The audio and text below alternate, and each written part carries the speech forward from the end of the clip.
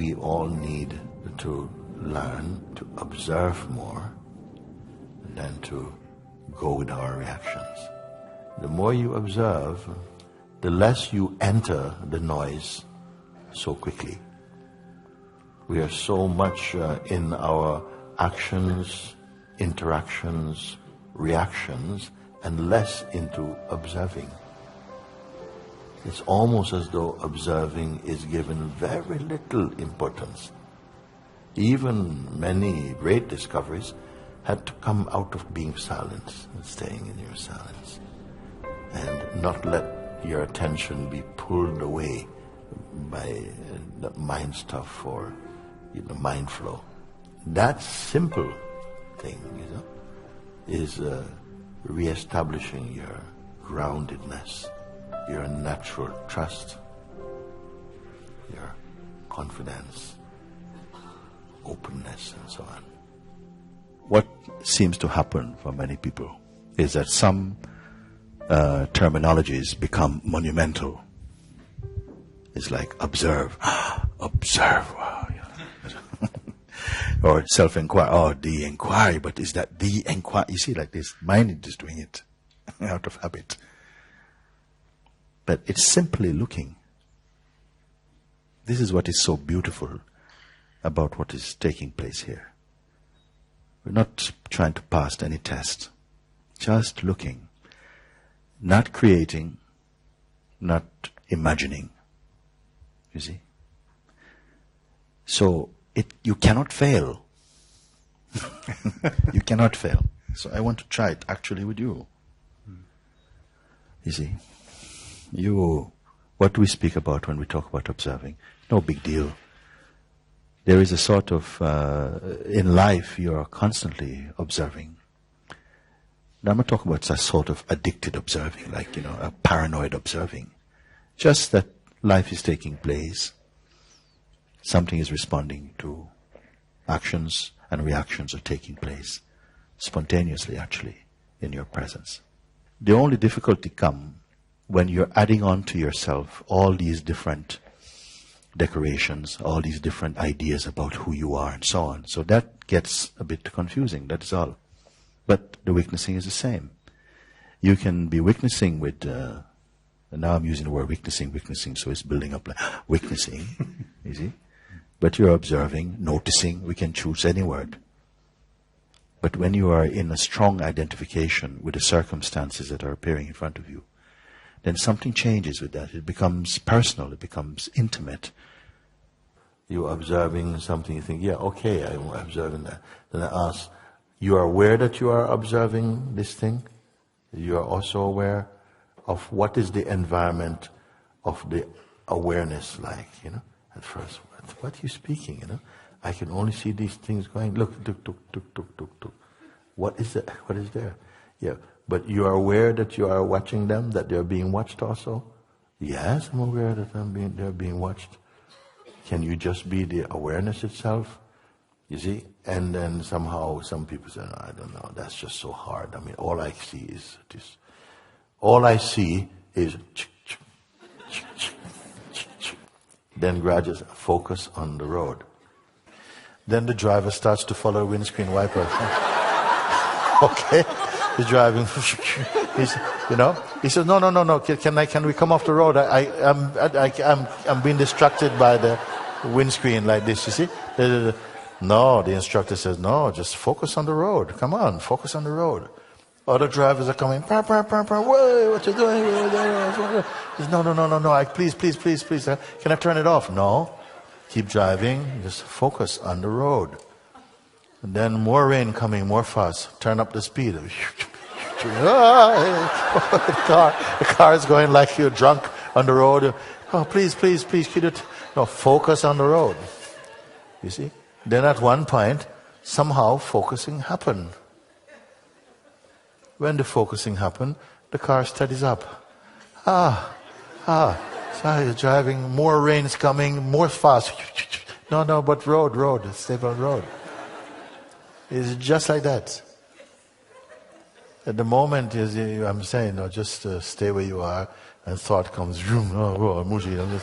I said, no, it's just, focus in the silence. Stay with the silence. Yeah, but Mooji, there's a big thought. There's a big thought coming in. So but you are not the thought. You are not the thought. You are just here. No, Mooji, there's more coming. I said, no, just focus. You're just a seer. Yes, but it's too much. It's too much. No. This is also a thought. Oh yeah. Oh no. They're coming. So no, just stay as the self. Stay as the self. Yes, but Mooji, this is too much. No, give me a mantra. No. Stay. Stay as the self. Please, Mooji, bless me. I'm going to cry. No, stay as the self. Then at one moment is, what's happening? Nothing.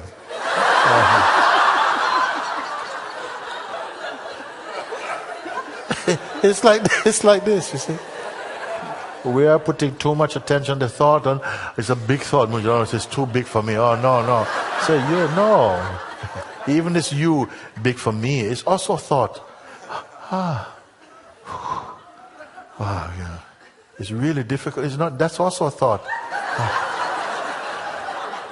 It's like that. We're giving a lot of attention to what is coming up, and you're taking them as facts, but it's only fiction. Normally we are aware of something and then you're pulled into the action. That is not really witnessing. The witnessing I'm speaking of is you're aware of it, but you're not involved, you're not making qualitative judgments. You're simply aware, and that awareness, by looking at the thing, if you don't get involved, it becomes like a mirror and it throws you back on your being. And so you become aware of your beingness at the same time, simultaneously, with the activities are happening. But the beingness become more pronounced. So some people, the action, they go through the senses, either through sight or sound or touch or smell or something. The mind goes out, shopping for sensations. Here, mind is going out, but the attention stays in to be with the watcher of it. And as soon as the watcher becomes aware of himself, things change very big. Things are changing very big. You're not so easily called up into the actions. You're not so easily influenceable. You're more in a place of stability. And then wisdom begins to arise within you. You're in the state of self-awareness. Not of object awareness, but of self-awareness.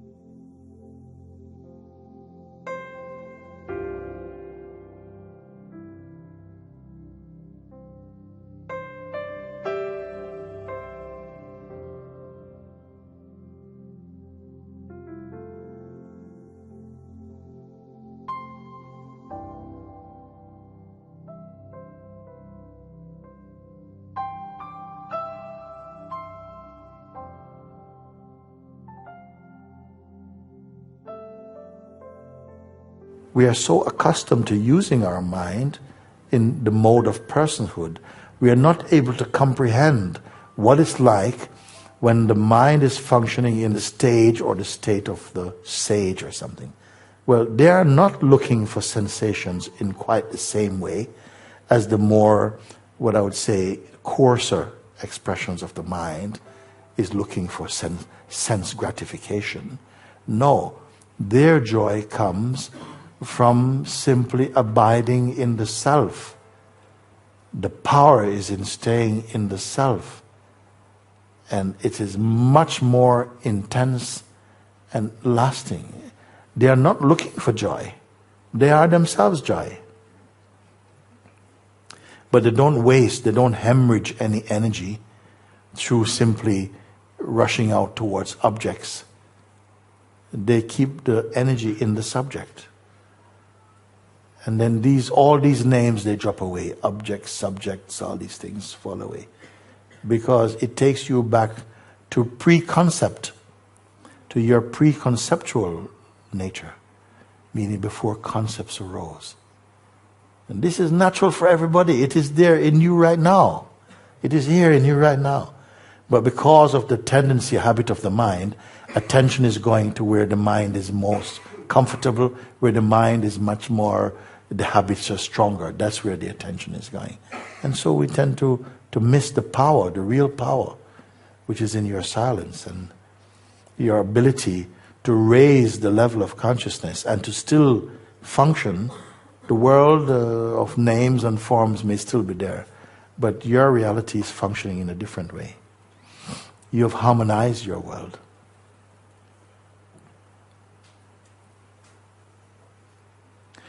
Now, the beauty of this is I'm not telling you go out and do, or undo. I'm simply saying stay in the place of the isness. Just be conscious of it. And in that consciousness, just ruminating, marinating in this conscious looking feeling. So much is burnt. So many delusions are burnt. So much waste of timeness is burnt there. You're coming back into your immeasurable being.